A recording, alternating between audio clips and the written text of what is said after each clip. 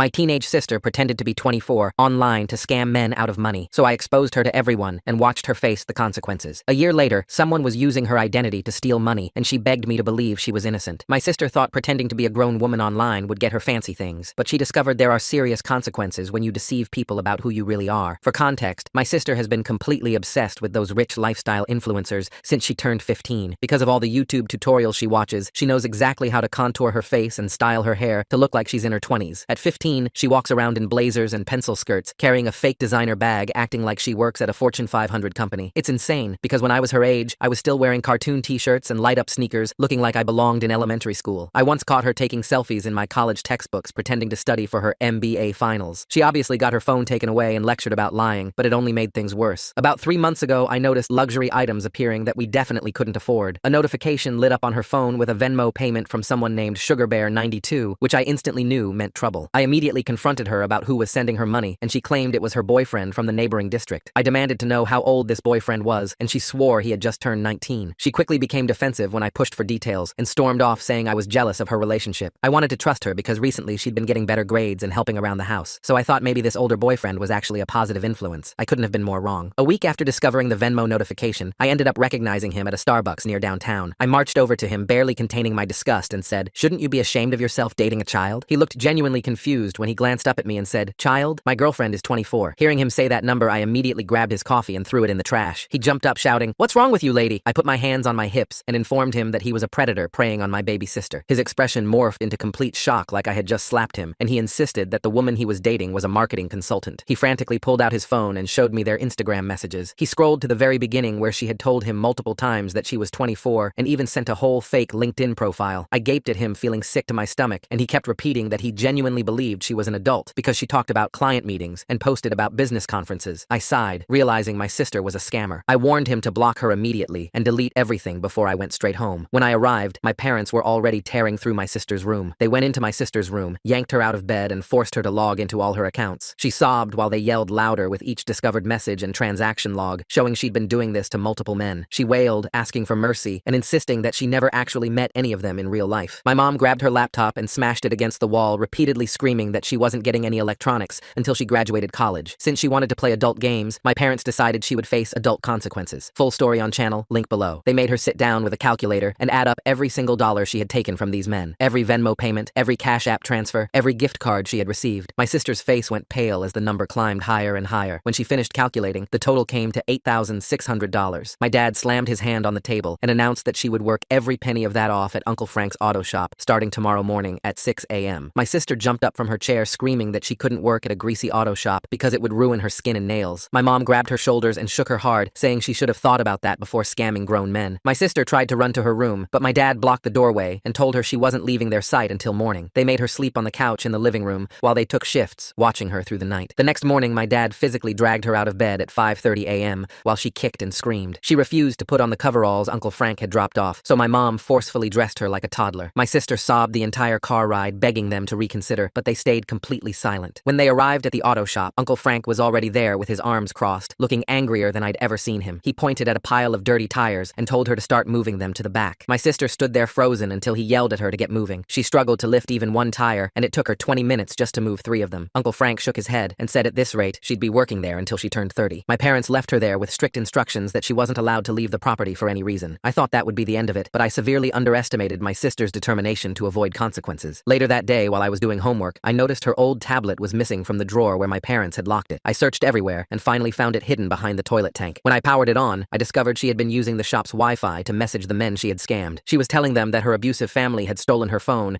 and was forcing her to work in dangerous conditions. She claimed they were keeping all the money she had earned and asked if they could help her escape. Most of the men had already blocked her, but one named David actually believed her story. He had started sending money to a secret Cash App account she created using the tablet. I screenshotted everything and immediately drove to the auto shop. When I arrived, Uncle Frank said she was on her lunch break in the back office. I burst through the door and found her video chatting with someone on the tablet. She quickly ended the call and tried to hide the device, but I had already seen everything. I demanded to know how she got the tablet, and she admitted she had stolen cash from Mom's purse to buy a burner phone at the gas station. She used that phone to access her old accounts and retrieve the tablet from home during a fake bathroom emergency. Uncle Frank came in to see what the commotion was about, and his face turned red when he saw the tablet. He called my parents immediately while my sister begged me not to tell them about David. She promised she would delete everything and actually work if I just kept quiet this once. I laughed in her face and told her she had used up all her chances. When my parents arrived, they were beyond furious and confiscated both the tablet and the burner phone. They went through all her messages with David and discovered something even worse. She had given him her cousin Melissa's address, claiming it was where she was staying to hide from her abusive family. David had been sending packages there, thinking he was helping her escape. My mom called Melissa immediately to warn her, but Melissa said a young woman had already shown up claiming to be a family friend in trouble. My sister had been going there instead of working at the shop. Melissa was David's cousin and lived about 30 minutes away. She was a kind-hearted woman who worked as a nurse and genuinely thought she was helping someone escape an abusive situation. My sister had been showing up at her apartment during what were supposed to be her work hours, spinning elaborate tales about her controlling family. Melissa had even given her a spare key and let her use the guest bedroom to rest between her escape attempts. My brother was the one who finally figured out something was wrong. He noticed that my sister seemed way too happy and energetic for someone supposedly working brutal manual labor all day. Her hands were still perfectly manicured, and she didn't have a single grease stain on her clothes when she came home. One day, he decided to follow her and watched her take 3 different buses to get to Melissa's apartment complex instead of going to the auto shop. He sat outside for hours taking pictures of her coming and going, looking relaxed and carrying shopping bags. When he confronted her that evening, she completely lost it. She threatened to call the police and claim our family was abusing her. She pulled up her sleeves to show bruises on her arms that she said were from our parents hitting her. My brother immediately noticed the bruises were in weird patterns and realized she had been hitting herself with objects to create evidence. My parents didn't know what to do anymore, so they called their friend Nancy, who worked as a social worker. They explained the entire situation and asked for her help. Nancy agreed to do official wellness checks that my sister couldn't refuse without looking suspicious to the authorities. The first time Nancy showed up, my sister put on an Oscar-worthy performance, crying about how she was being forced to work in unsafe conditions and wasn't allowed to see her friends. Nancy calmly took notes and said she would need to do follow-up visits to ensure my sister's safety. This threw a wrench in my sister's plans because she couldn't predict when Nancy would show up. She started texting Melissa frantically saying that her family had hired a corrupt social worker to stalk her. She convinced Melissa that Nancy was being paid under the table to write false reports. Melissa believed her and started helping my sister hide during the wellness visits. They created an elaborate system where my sister would text a code word and Melissa would claim she wasn't home or would hide my sister in the bathroom. Nancy caught on quickly that something suspicious was happening and started showing up at random times. One day, she arrived at 6 a.m. and caught my sister trying to sneak out the back door. My sister claimed she was just going for a morning jog, but Nancy noted that she was carrying a duffel bag full of clothes. Meanwhile, my brother had been doing his own investigation. He went back to the auto shop during my sister's supposed work hours and found her hiding spot in the employee bathroom. She had stashed the burner phone inside the toilet tank and was using it to communicate with both David and Melissa. He found messages where she was now telling Melissa she needed money for a lawyer to get a restraining order against our family. She claimed we had threatened to kill her if she tried to leave. Melissa had already given her over $2,000,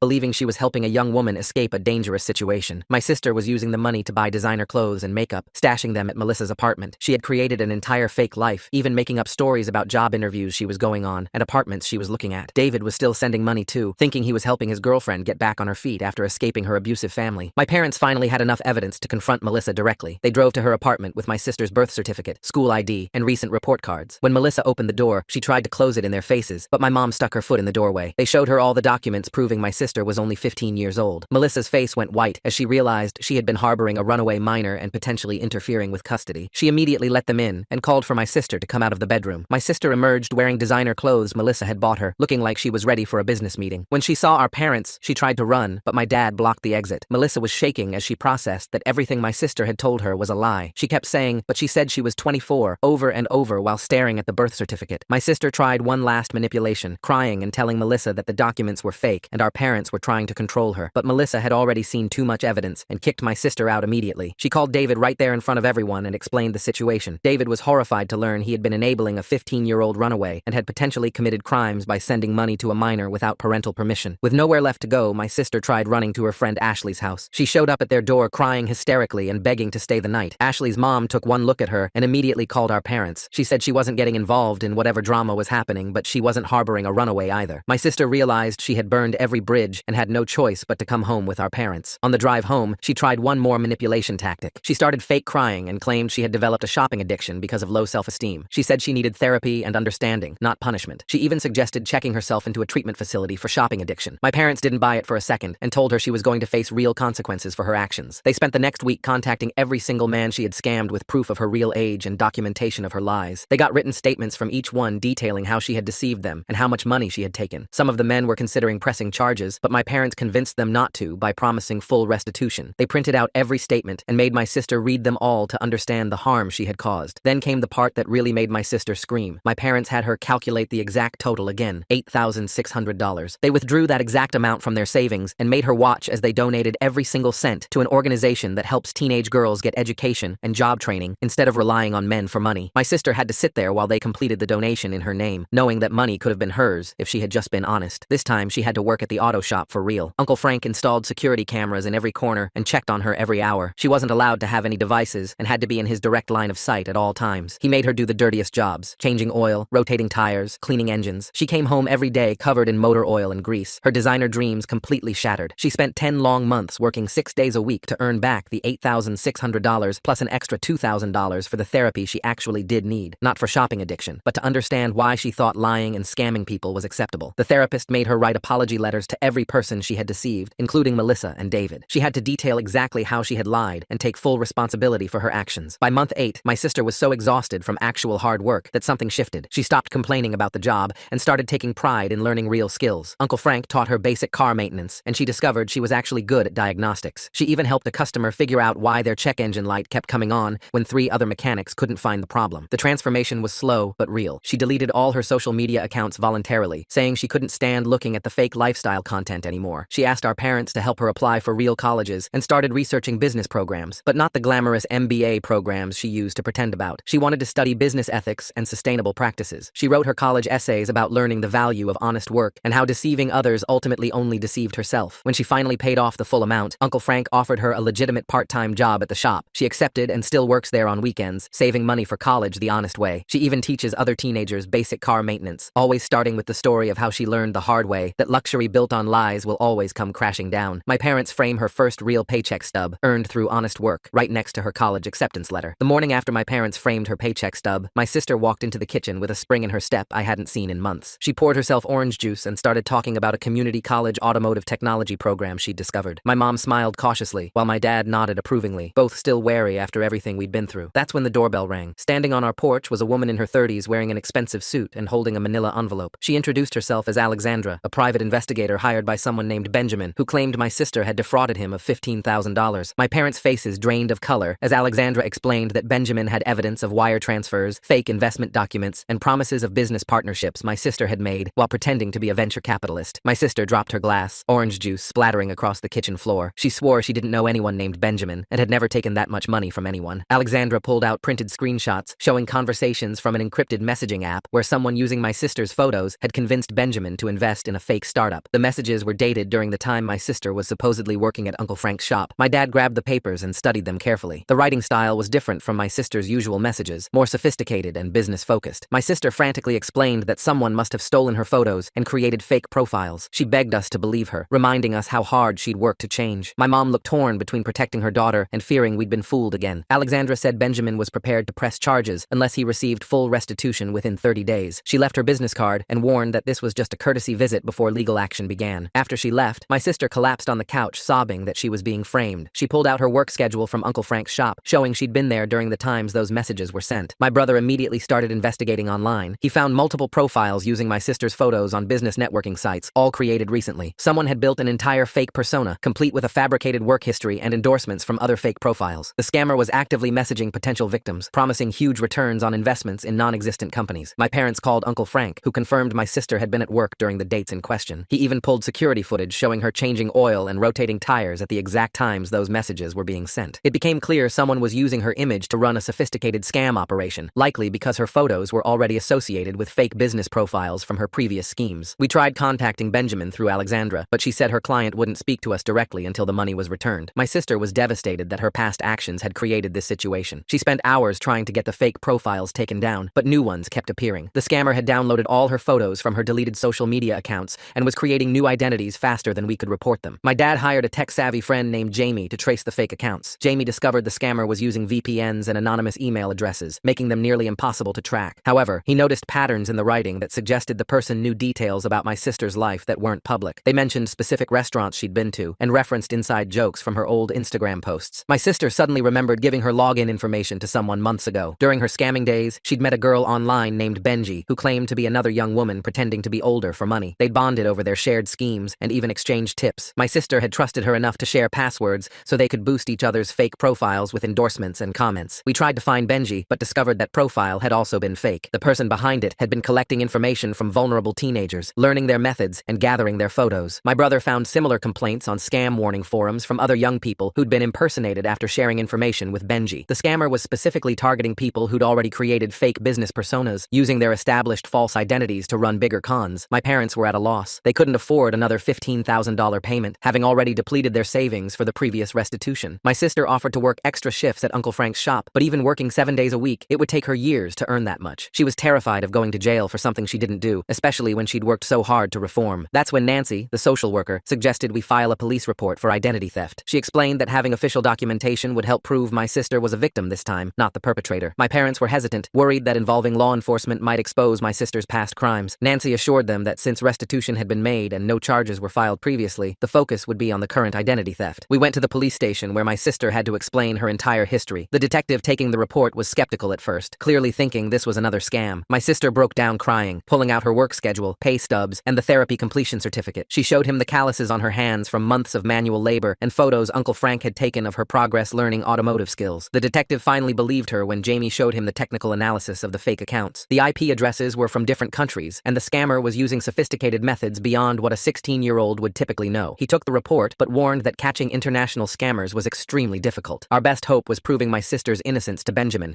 not catching the actual criminal. Meanwhile, Benjamin had hired a second private investigator who started showing up at our house. This one was more aggressive, taking photos of my sister leaving for work and following her to Uncle Frank's shop. He interviewed our neighbors, asking if they'd seen suspicious activity. Some neighbors who'd heard about my sister's past assumed she was up to her old tricks and told the investigator they wouldn't be surprised if she was still scamming people. The pressure was getting to my sister. She started having panic attacks before work, terrified that Benjamin would show up at the shop and cause a scene. Uncle Frank had to ban the investigator from the property after he tried to question customers about my sister. She couldn't sleep, constantly refreshing her phone to see if new fake profiles had appeared. The scammer was now using her photos on dating sites, romance scamming older men with promises of love and business partnerships. My brother had an idea. He suggested we reach out to the other victims of the Benji scam to see if they'd help us build a case. We found 3 other teenagers who'd been impersonated: Ashley from 2 states away, Min from across the country, and a boy named Benji whose photos were being used to scam women. All of them had similar stories of trusting Benji with information during their own attempted scams, only to find their identities stolen months later. We organized a video call with all the victims. Ashley had already been sued by 2 people and had to prove her innocence in court. Min's parents had hired a lawyer who specialized in cybercrimes. Benji was working with his local police field office because one of his victims was a federal employee. They all agreed to share evidence and support each other's cases. My sister cried with relief, knowing she wasn't alone in this nightmare. Min's lawyer suggested we create a comprehensive timeline showing exactly where my sister was during each scam. We gathered every piece of evidence: work schedules, security footage, therapy appointment records, even gas receipts showing she was driving to work instead of meeting victims. Uncle Frank wrote a detailed letter about her employment, including specific cars she'd worked on during the days in question. The scammer made a mistake. They sent Benjamin a video message using my sister's photos, but with an obvious deepfake voice. Jamie analyzed the video and found metadata showing it was created with a specific app that left digital fingerprints. He traced similar videos to other scams, building a pattern that showed one person or group was behind multiple identity theft cases. This evidence was crucial in showing Benjamin that something bigger was happening. My parents arranged a meeting with Benjamin through his lawyer. They brought boxes of evidence, including the police report, testimonies from other victims, and the technical analysis. Benjamin was a retired engineer who'd lost his wife recently and thought he'd found love and a business opportunity with the fake persona. Seeing my sister in person, clearly a teenager despite her past attempts to look older, made him realize he'd been thoroughly deceived by someone else. Benjamin agreed to drop the potential charges, but still wanted his money back from somewhere. His lawyer suggested suing the platforms that had allowed the fake profiles to flourish despite reports. My sister offered to help with the lawsuit, providing detailed information about how scammers operated on these sites. She spent days writing out every trick she'd learned, every vulnerability in the verification systems, hoping her insider knowledge could help shut down future scams. The other victims' families started a support group that met virtually every week. Parents shared their frustration and fear, while the teenagers worked together to monitor for new fake profiles. My sister became obsessed with helping others avoid her fate, spending hours after work searching for accounts using stolen photos. She created educational content warning people about the signs of business and romance scams, using her own story as a cautionary tale. Uncle Frank noticed my sister was exhausted from working full-time and doing unpaid scam prevention work every evening. He offered to let her reduce her hours, but she refused, saying she needed the money for college and wanted to prove she could handle responsibility. He compromised by teaching her more advanced skills during slow periods, saying if she was going to work herself to death, she might as well learn something valuable. The investigation into the Benji scammer continued for months. The police cybercrimes unit got involved after discovering the operation had stolen millions from victims across the country. They interviewed my sister multiple times, impressed by her detailed knowledge of scam tactics. One agent even suggested she consider a career in cybersecurity after college, saying reformed scammers often made the best defenders against fraud. My sister's college applications were complicated by the ongoing investigation. She had to disclose the identity theft situation, which meant explaining her past. Most schools rejected her immediately, but one state university was intrigued by her story of redemption redemption and her work helping other victims. They offered her conditional acceptance pending completion of her restitution and maintaining clean legal records for 2 years. The stress was affecting our whole family. My parents argued about money, blaming each other for not catching my sister's original schemes sooner. My brother threw himself into his own studies, determined not to cause any additional family drama. I found myself playing mediator, trying to keep everyone from falling apart while dealing with my own anger about how my sister's past actions had created this current crisis. One night, my sister overheard my parents discussing taking out a second mortgage to pay potential legal fees if more victims appeared. She came to me sobbing, saying she couldn't let them ruin their financial future because of her mistakes. She was considering dropping out of high school to work full-time, maybe multiple jobs, to earn money faster. I had to physically stop her from leaving the house at midnight to look for night shift work. The next morning, she asked Uncle Frank if she could learn skills that paid better than basic maintenance. He started teaching her bodywork and painting, which commanded higher wages. She threw herself into learning, practicing on junked cars until her work was flawless. Within a month, she was doing paint jobs that customers specifically requested, earning commission on top of her hourly wage. The Benji scammer must have sensed the investigation closing in because the fake profiles suddenly stopped appearing. The existing ones went dormant, no longer messaging potential victims. This was both a relief and a worry. We had no idea if they were planning something bigger or had simply moved on to new identities. My sister still checked obsessively, terrified she'd wake up to find new victims demanding money. Benjamin's lawsuit against the platforms gained media attention, though my sister's name was kept out of it as a minor. The case highlighted how easy it was for scammers to steal identities and operate with impunity. Several other victims joined the lawsuit, creating a class action that demanded better verification systems